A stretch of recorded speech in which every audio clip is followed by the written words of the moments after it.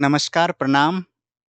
मैं प्रेम प्रकाश आप सभी का स्वागत करता हूँ आपके अपने यूट्यूब चैनल और फ़ेसबुक पेज मैथ पूल पर। अभी आप लोगों के लिए अरिथमेटिक प्रोग्रेशन का टॉपिक कवर कर रहा हूँ, चैप्टर नंबर 5 आपका जो टेक्स्ट बुक है, उसका चैप्टर नंबर 5 है अरिथमेटिक प्रोग्रेशन। इसी टॉपिक को अभी कवर कर रहा हूँ। तो इसी क्रम में मैंने ऑलरेडी पार्ट 1 कवर किया है और उस पार्ट 1 में अरिथमेटिक प्रोग्रेशन के जो भी बेसिक कॉन्सेप्ट है उसको मैंने कवर किया हुआ है। जैसे कि फर्स्ट टर्म कैसे निकालते हैं, कॉमन डिफरेंस कैसे निकालते हैं और फिर उसके बाद उससे रिलेटेड कुछ एग्ज़ाम्पल हम लोगों ने देखा था।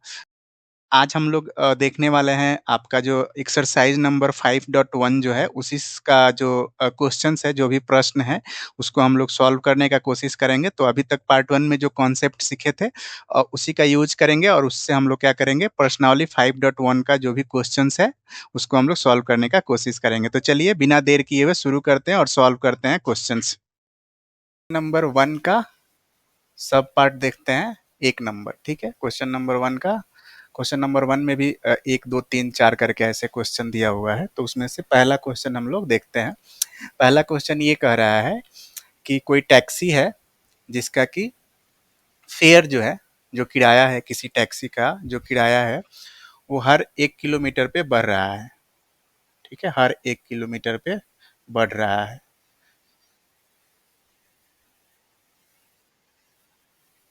ठीक है? हर 1 किलोमीटर पे बढ़ रहा है। पहले किलोमीटर का जो किराया है वो 15 रुपया है, ठीक है? उसके बाद दूसरा जो किलोमीटर होगा, मतलब कि जब आप 2 किलोमीटर चल जाओगे टैक्सी से, जो भी टैक्सी है, तो किराया जो है वो जाएगा 23 रुपी, ठीक है? 23 रुपया हो जाएगा। क्या हो रहा है, +8 से बढ़ रहा है। कितना से बढ़ रहा है, +8 से। तो उसी तरीके से तीसरा जो किलोमीटर जब आप कवर कर लोगे, 3 किलोमीटर जब टैक्सी से सफ़र कर लोगे, तो उसके बाद जो किराया हो जाएगा वो 31 रुपया हो जाएगा, 31, ठीक है? 31 हो जाएगा। फिर से इसमें क्या हो जाएगा, +8 ऐड हो जाएगा। उसी तरीके से जब 4 किलोमीटर आप सफ़र कर लोगे, तो किराया जो है वो कितना हो जाएगा, 39 हो जाएगा, 39 रुपये हो जाएगा। और इसमें फिर से क्या होगा, +8 ऐड हो जाएगा। तो जो किराया जो आपका जो बढ़ रहा है, जो किराए का अगर हम लोग सीरीज अगर देखें तो क्या हो रहा है, हो रहा है 15, 23, 31, 39, ठीक है? और इस तरीके से आप जहाँ तक सफ़र करोगे, जितना किलोमीटर सफ़र करोगे उसके अनुसार आपका किराया जो होगा वो बढ़ते जाएगा। तो इसमें आप देख रहे हो जो कॉमन डिफरेंस जो है, कॉमन डिफरेंस जो है वो कितना का आ रहा है। अगर इसको पहला पद अगर मान लें और इसको दूसरा पद, इसी तरीके से इसको अगर तीसरा पद और ये चौथा, तो कॉमन डिफरेंस कितना होता है, दूसरा पद माइनस पहला पद। तो दूसरा पद माइनस पहला पद। दूसरा पद कितना है, 23, और पहला पद कितना है, 15। तो यहाँ से कितना आएगा, 8 आएगा। उसी तरीके से एक बार और अगर देखें, तीसरा पद माइनस दूसरा पद अगर करेंगे तब भी कॉमन डिफरेंस कितना आएगा, 31 माइनस 23 इक्वल टू 8। तो आप देख पा रहे हैं कि आपका जो कॉमन डिफरेंस है वो सब टर्म के लिए सेम आ रहा है। और ये आप देख पा रहे हैं कि 15, 23, 31, 39, ये जो पैटर्न है, सीरीज जो है, एक खास नंबर से बढ़ रहा है। कितना से, +8 से बढ़ रहा है। तो ऐसे सीरीज को हम लोग क्या बोलते हैं, एपी बोलते हैं। ऐसे ही सीरीज को एपी बोलते हैं ना हम लोग। यही तो हम लोग पार्ट 1 में सीखे थे कि कोई ऐसा पैटर्न, कोई ऐसा लिस्ट ऑफ नंबर्स, संख्याओं का ऐसा लिस्ट जिसमें कि एक खास नंबर से वो लिस्ट बढ़ते जाए, वैसे लिस्ट को हम लोग क्या बोलते हैं, अर्थमेटिक प्रोग्रेशन बोलते हैं, एपी बोलते हैं। तो क्वेश्चन में आपसे यही पूछा जा रहा था कि ये बताना है कि जो ये टैक्सी का जो फेयर का जो पैटर्न जो बन रहा है वो एपी में है कि नहीं है। तो इसमें क्या होगा, ये एपी में है, ठीक है, अर्थमेटिक प्रोग्रेशन है। ठीक है। तो पहला वाला क्वेश्चन जो है आपको निकालना है इसमें और चेक करना है कि एपी में है कि नहीं है। तो जो टैक्सी वाला जो क्वेश्चन है आपका, जिसमें कि ये पूछा जा रहा है कि जो टैक्सी का जो पहले किलोमीटर का जो फेयर है वो 15 रुपये है और हर 1 किलोमीटर पे 8 रुपये जो है किराया वो क्या हो रहा है, बढ़ रहा है। तो बताइए कि जो पैटर्न जो फॉर्म होगा, पैटर्न जो बनेगा यहाँ से, वो एपी में होगा कि नहीं होगा। तो हम लोग देखें कि ये एपी में है। तीसरा पार्ट जो है आपका, उसको हम लोग चेक करते हैं कि वो एपी में है कि नहीं है। इसमें क्वेश्चन में ये बोल रहा है कि एक कुआं खोदा जा रहा है। कुआं खोदने में जो पैसा जो खर्च हो रहा है उसके आधार पे हम लोगों को एक पैटर्न बनाना है और फिर चेक करना है कि वो पैटर्न एपी में है कि नहीं है। तो कुआं खोदने में ऐसा बोल रहा है क्वेश्चन में कि कुआं खोदने में पहले मीटर में, पहला अगर 1 मीटर कुआं हम लोग खोद रहे हैं, अगर 1 मीटर कुआं अगर खोदा रहा है तो कितना पैसा लग रहा है, 150 रुपीज़, ठीक है। 150 रुपया लग रहा है। और फिर दूसरा जब मीटर, जब 2 मीटर कुआं खोदा जा रहा है तो फिर उसमें क्या हो रहा है, 150 तो लगेगा ही, प्लस इसमें एक्स्ट्रा 50 रुपीज़ ऐड हो रहा है। तो टोटल कितना हो जाएगा, 250 रुपीज़, ठीक है। इसी तरीके से जब तीसरा मीटर जब कुआं खोदा जा रहा है तो आपका 250 तो लगेगा ही, प्लस 50।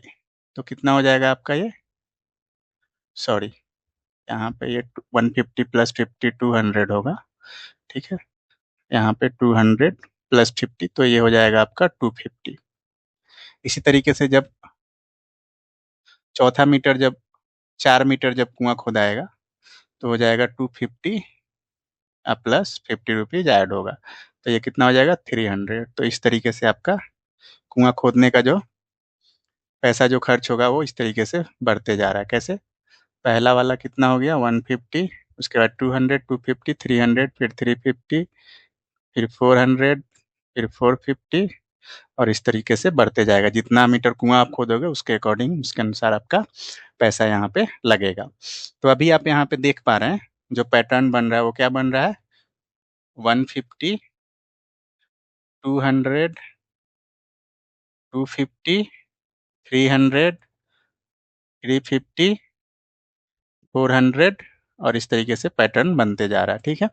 तो यहाँ पे अगर देखेंगे, अगर इस लिस्ट को देखें, नंबर ऑफ जो जो यहाँ पे संख्या है, संख्याओं का जो लिस्ट है, या फिर ये बोल सकते हैं जो पैसा खर्च करने का जो लिस्ट है, अगर उसको हम लोग देखें तो इसमें एक पैटर्न फॉर्म हो रहा है। और पैटर्न में क्या हो रहा है कि हर 1 मीटर पे 50 रुपये बढ़ते जा रहा है, ठीक है। हर 1 मीटर पे 50 रुपये बढ़ते जा रहा है।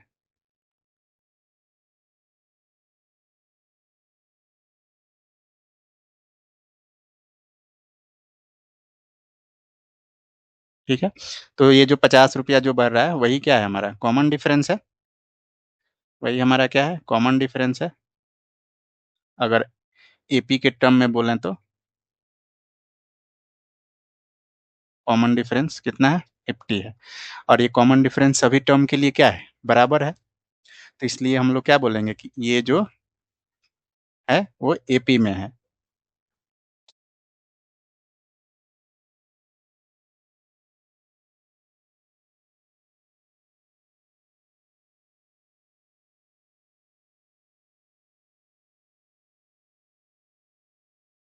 तो ये कितना था, पार्ट नंबर 3 था, ठीक है।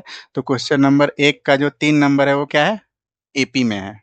किसमें है, एपी में है। आप यहाँ पे देख पा रहे हैं, यहाँ पे एपी का जो भी कॉन्सेप्ट है, वो एपी का जो भी बेसिक जो रिक्वायरमेंट होता है वो यहाँ पे फुलफिल हो रहा है कि दो टर्म को घटाने के बाद, सॉरी, दो लगातार टर्म को घटाने के बाद जो एक नंबर मिलेगा वो नंबर सेम होना चाहिए किसी भी दो लगातार टर्म को जब घटाएं तो जैसे फोर्थ और फिफ्थ को घटाएंगे, 1 2 3 4 5, तो फोर्थ और फिफ्थ को जब घटाएंगे तो 50 मिलेगा, या फिर थर्ड और सेकंड को जब घटाएंगे, सॉरी, फोर्थ और थर्ड को जब घटाएंगे तब भी 50 मिलेगा, या फिर थर्ड और सेकंड को जब घटाएंगे तब भी 50 मिल रहा है। तो मतलब इसका ये है कि ये एपी में है, अर्थमेटिक प्रोग्रेशन यहाँ पे फॉर्म हो रहा है, ठीक है। तो बहुत ही आसान क्वेश्चन है ये सब। अगर आप अर्थमेटिक प्रोग्रेशन का आप अगर बेसिक कॉन्सेप्ट अच्छे से अगर आप समझ जाते हैं तो ये सब क्वेश्चन यूँ आप चुटकियों में बना, बिल्कुल इसमें टाइम नहीं लगने वाला है। तो बस ज़रूरत ये है कि आप अच्छे से कॉन्सेप्ट को समझ लीजिए।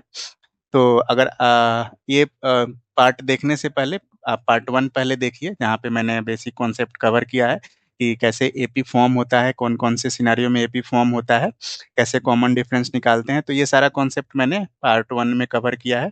पहले पार्ट 1 अच्छे से देख लीजिए, फिर उसके बाद इस पार्ट को अगर देखिएगा तो बहुत ही अच्छे से आपको समझ में आएगा ये वाला पार्ट। अभी इसमें एक और क्वेश्चन है पार्ट नंबर 4, वो भी कवर कर देता हूँ। फिर उसके बाद इस सेशन को यहीं पे रैप अप करेंगे। फिर अगले सेशन में 5.1 के बाकी क्वेश्चन जो है वो भी कवर करेंगे। मेरा ये कोशिश है कि सारा क्वेश्चन आप लोगों के लिए सॉल्व करके एक बार दिखा दूँ, सो दैट कि आप अच्छे से प्रैक्टिस कर लें और आने वाला जो बोर्ड एग्ज़ाम है उसमें अच्छा से अच्छा स्कोर करें। मेरा बस यही प्रयास है कि आप लोग अच्छा से अच्छा स्कोर करें मैथ में, और ओवरऑल भी आप अच्छा स्कोर करें, बाकी सब्जेक्ट पे भी आपको अच्छे से ध्यान देना है, सो दैट कि आप एग्ज़ाम में ओवरऑल आपका अच्छा स्कोर हो, अच्छा स्कोर के साथ आप बोर्ड एग्ज़ाम पास करें। चलिए इस क्वेश्चन का पार्ट नंबर 4 भी कवर कर लेते हैं हम लोग, तो फिर ये क्वेश्चन कंप्लीट हो जाएगा पूरा। तो पार्ट 4 में ये कह रहा है कि किसी अकाउंट में, किसी खाता में 10% ईयरली कंपाउंड इंटरेस्ट अगर हम लोग यूज करते हैं, तो उस अकाउंट में हर वर्ष जो अमाउंट जो जमा होगा वो चेक करना है कि एपी में होगा कि नहीं होगा। जैसे एक अकाउंट है, उस अकाउंट में 10,000 रुपया पहले वर्ष में जमा होता है, फर्स्ट ईयर में, ठीक है। और इस पे 8% ईयरली वार्षिक कंपाउंड इंटरेस्ट, कंपाउंड इंटरेस्ट, ठीक है, चक्रवृद्धि ब्याज, चक्रवृद्धि ब्याज पे ये पैसा जमा हो रहा है। तो पता करना है कि इसमें जो सेकेंड ईयर में जो पैसा जमा होगा, थर्ड ईयर में जो पैसा जमा होगा, फोर्थ ईयर में जो पैसा जमा होगा, वो चक ये अर्थमेटिक प्रोग्रेशन में होगा या नहीं होगा। तो चलिए इसको निकालते हैं हम लोग पहले। तो फर्स्ट ईयर का कितना हो जाएगा, 10,000, और सेकेंड ईयर का निकालते हैं कि कितना होगा। तो हम लोग पहले ब्याज निकाल लेते हैं, कितना होगा ब्याज। एक साल के बाद जो ब्याज होगा वो कितना हो जाएगा, 10,000 आपने जमा किया, उसका 8%, परसेंट का मतलब बट्टे में 100, ठीक है।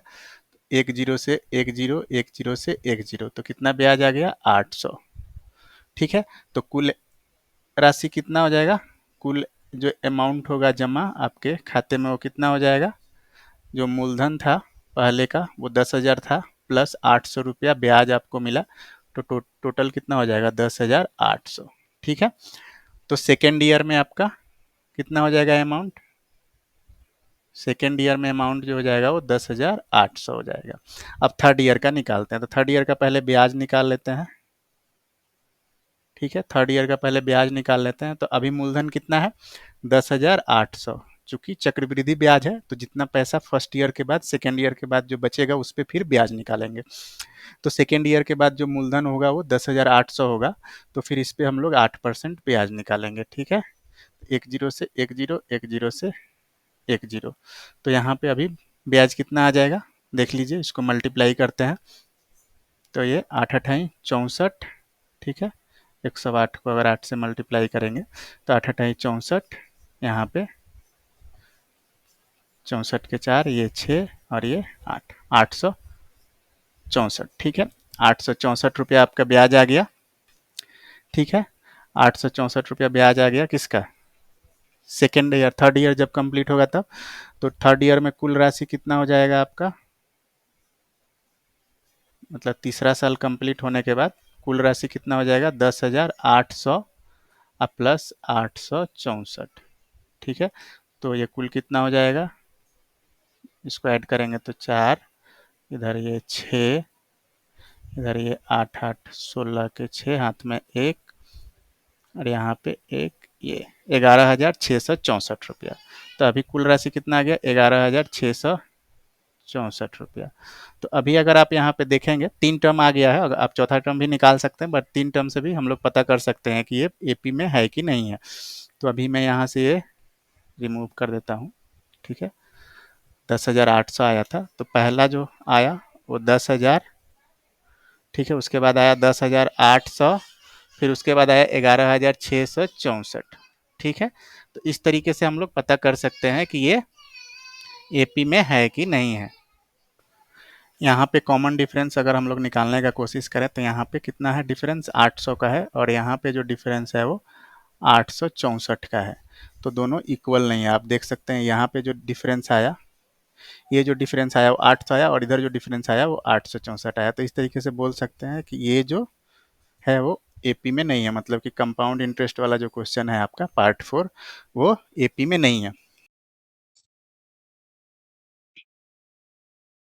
अगर इसी क्वेश्चन में चक्रवृद्धि ब्याज की जगह अगर आपका सिंपल इंटरेस्ट अगर रहता, साधारण ब्याज अगर बोला जाता कि क्वेश्चन में कि हाँ साधारण ब्याज है 8%, तो फिर आपको ये बोला जाता है कि चेक करिए कि जो खाते में जो पैसा जो जमा होगा वो आपका अर्थमेटिक प्रोग्रेशन में होगा कि नहीं होगा। तो चलिए चेक कर लेते हैं। चूंकि अभी साधारण ब्याज है तो पहले सेकेंड ईयर का हम लोग ब्याज निकाल लेते हैं कि सेकेंड ईयर में ब्याज कितना होगा, ठीक है, इंटरेस्ट कितना होगा। तो मूलधन कितना है 10,000 इंटू 8%, तो 8/100, एक जीरो से एक जीरो, एक जीरो से एक जीरो, दो जीरो यहाँ पे कट जाएगा। ब्याज कितना मिलेगा आपको, 800 मिलेगा, ठीक है। तो दूसरा साल में आपका कितना हो जाएगा, दूसरे साल के बाद आपका जो मूलधन हो जाएगा वो 10,000, ठीक है, 10,000 प्लस 800, कितना हो जाएगा 10,800। अब चूंकि आपका साधारण ब्याज है तो ब्याज क्या रहेगा, कांस्टेंट रहेगा। हर साल आपको ब्याज जो हो जाएगा आपका वो कांस्टेंट हो गया, हर साल 800 ब्याज आपको मिलेगा, ठीक है, ठीक है। हर साल 800 ब्याज मिलेगा। तो तीसरे साल में, थर्ड ईयर में, थर्ड ईयर में आपका मूलधन कितना हो जाएगा, तो अभी कितना है 10,800, और इसमें ऐड हो जाएगा आपका ब्याज, तो ये हो जाएगा कितना, 11,600। इसी तरीके से फोर्थ ईयर में जो हो जाएगा वो हो जाएगा आपका 11,600 प्लस ब्याज कांस्टेंट है, यहाँ से ऐड करिएगा तो 12,400। तो यहाँ से अगर आप देखोगे तो खाता में जो पैसा जो जमा हो रहा है वो इस तरीके से हो रहा है, पहले साल में 10,000, उसके बाद 10,800, उसके बाद 11,600, उसके बाद 12,400, और ऐसे ही जितने साल के लिए आप जमा करोगे उतना साल तक ऐसे जमा होते जाएगा।